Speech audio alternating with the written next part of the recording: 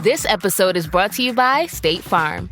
Checking off the boxes on your to-do list is a great feeling. And when it comes to checking off coverage, a State Farm agent can help you choose an option that's right for you. Whether you prefer talking in person, on the phone, or using the award-winning app, it's nice knowing you have help finding coverage that best fits your needs. Like a good neighbor, State Farm is there. Let's play Burlington's Guess That Price. Back to school means back to saving. We're bringing you kids' jeans starting at, hold on a minute, just $11.99. Burlington's acing this test. What about character backpacks? We've got them starting at $12.99. Burlington's done it again. How about sneakers for the kids? A-plus brands and right on trend starting at $11.99. Saving is now in session. Burlington, deals, brands, wow! Styles and selections vary by location.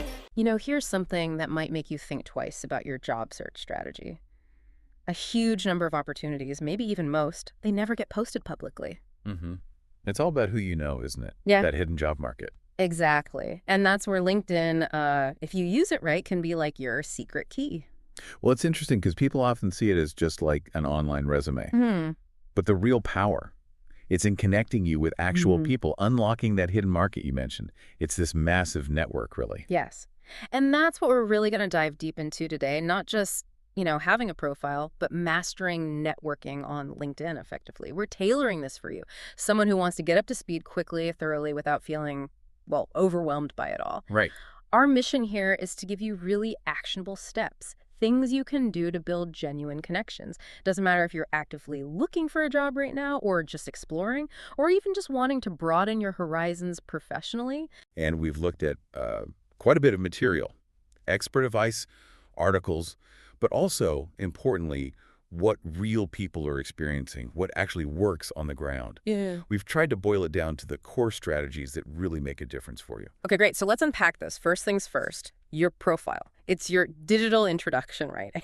What absolutely needs to be there to make that good first impression. Think of it as your online ambassador working for you 24/7. It's often the very first interaction someone has with you professionally. So yeah, it needs to clearly show who you are and what value you bring. Okay, so the photo, the headshot. Professional, yeah, but doesn't need to be overly formal. Not at all. Yeah. Friendly, make sure it's well lit, maybe a clean, simple background. That's really key. And you don't need like a pro photographer necessarily. Even tools like Canva can help you just tidy up the background on a photo you already have, make it look polished. And it matters. Profiles with photos get way more views. It's not just vanity. It builds trust, makes you seem approachable. People are just more likely to click, to learn more. Makes sense. Okay, then the headline. You mentioned this is important. Oh, it's gold. Prime real estate. Don't just put your current job title, right? Exactly. Think keywords. What do you do? What skills do you have that recruiters or potential connections might actually search for? So instead of just, project manager, maybe something like technical project manager, agile and Scrum certified delivering fintech solutions, something like that. Precisely. You're optimizing your profile, essentially, making it searchable. Think like a recruiter. What terms would they use? We see data showing keyword-rich headlines get contacted much more frequently. Okay, headline optimized. Now, the work experience section. It shouldn't just be a copy-paste from your resume, you said. Right. List your responsibilities, sure, but the real impact comes from focusing on your accomplishments.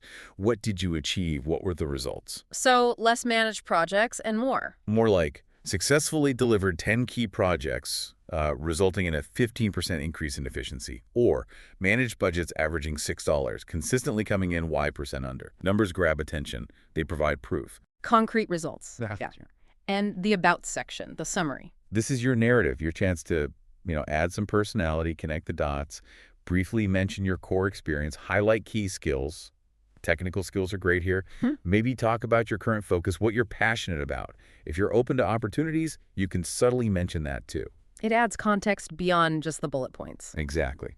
It helps people understand your journey, your aspirations. A good summary often leads to more meaningful connection requests. Okay. And one last quick thing here, customize your LinkedIn URL, that unique link. Yes, especially if you have a common name. It looks cleaner, makes it easier for people to find you directly. Just a small professional touch. Right. So fundamental takeaway, get that profile looking sharp before you start actively reaching out. Absolutely. Foundation first. Okay, foundation is solid. Now, how do we actually build the network? Expand those connections effectively. Well, remember, it's not just about the number of connections. It's about building actual relationships. Start with who you know, your warm network. Sync your phone contacts. Check out the People You May Know feature. You'll likely find old colleagues, classmates, people you met ages ago. That makes sense. Start with the low-hanging fruit. But what about reaching out cold to people you don't know? That's where it feels a bit awkward sometimes. It can, but it's crucial. The key is a targeted approach. Don't just randomly connect. Identify who you actually want to connect with. Is it recruiters in your specific industry? Hiring managers at companies you admire? Maybe people doing interesting work you want to learn from? Industry influencers. And then the connection request itself, that generic, I'd like to add you to my professional network on LinkedIn message. Yeah, just don't use that. It screams low effort. It often gets ignored. So personalization is absolutely critical. Hugely. It shows you've taken, even just 30 seconds to look at their profile and have a genuine reason to connect. The acceptance rate shoots way up, like 3 or 4 times higher based on what we see. Okay, so what makes a good personalized note? Keep it brief. 2 or 3 sentences max. Mentioning a mutual connection is always strong. Hi, name. I saw we're both connected with mutual connection's name and thought it would be great to connect. Instant bridge. Or referencing something specific. Definitely. Hi, name. I really enjoyed your recent post about topic, especially your point on specific detail. Would love to connect. Shows you're paying attention. Or maybe interest in their company or role. Yep. Hi, name. I'm really interested in the work company is doing in field. I'd appreciate the chance to connect and potentially learn from your experience there. Simple, direct, shows genuine interest. And always use that add a note button when you hit connect. Don't skip it. Always. Every single time for cold outreach. Okay. When should you not connect? Is there a line? Well, avoid just blasting out hundreds of generic invites. That looks like spamming.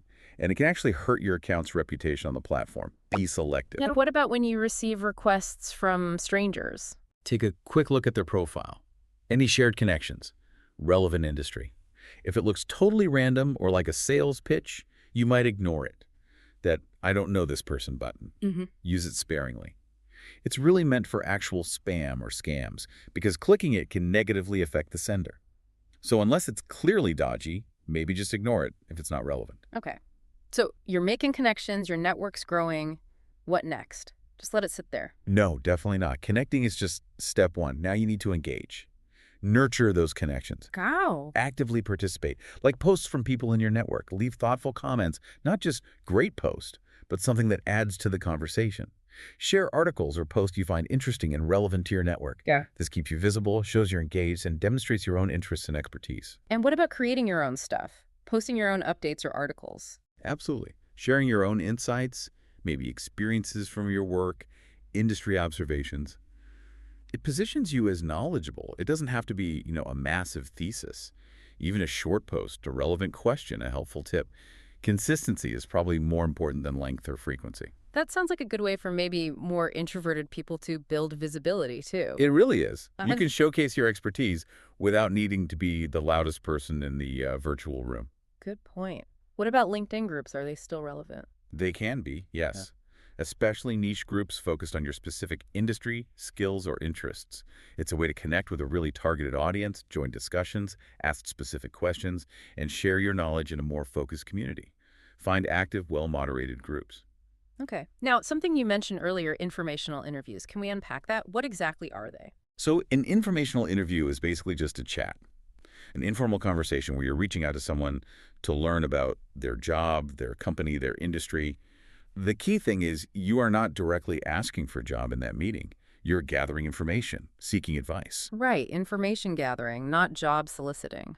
How do you actually get someone to agree to one? Leverage your network first.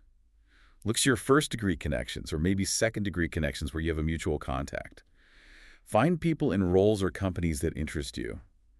Then send a brief, polite, personalized message. Like what? Something along the lines of, "Hi, name. I'm currently exploring career paths in field, and I really admire the work you've done at company. Would you perhaps be open to a brief 15-20-minute virtual coffee chat sometime in the coming weeks? I'd love to hear about your experience." Keep it easy for them to say yes. And if they agree, what should you ask? You don't want to waste their time. Prepare some questions in advance. Ask about their typical day, what they enjoy most about their role, what the biggest challenges are. Ask about career progression in their field, maybe advice they have for someone like you, trends they're seeing. And always ask, is there anyone else you think it would be helpful for me to speak with? Good one. Expand the network further. Exactly. And remember to listen more than you talk. It's about learning from them. And follow-up is crucial here, I imagine. Absolutely essential. Send a thank you note within 24 hours. Personalize it, mention something specific you learned or found valuable. And if they gave you advice or suggested another contact, act on it. And maybe even circle back later to let them know how it went. That really strengthens the connection. Okay, that makes a lot of sense. Let's shift gears slightly to networking, specifically when you are actively job searching. Are there different tactics? Yeah, you might adjust your focus a bit. Think about two types: peer networking and reach networking. Peer networking is connecting with others at your level. You can share leads, insights, support each other. Reach networking is targeting recruiters, hiring managers, people in positions to potentially hire you. You need both. And we mentioned this before, but it bears repeating network before you desperately need something. Oh, absolutely. Building relationships takes time. If your first interaction with someone is asking for a job, it's less likely to succeed than if you've already established some rapport.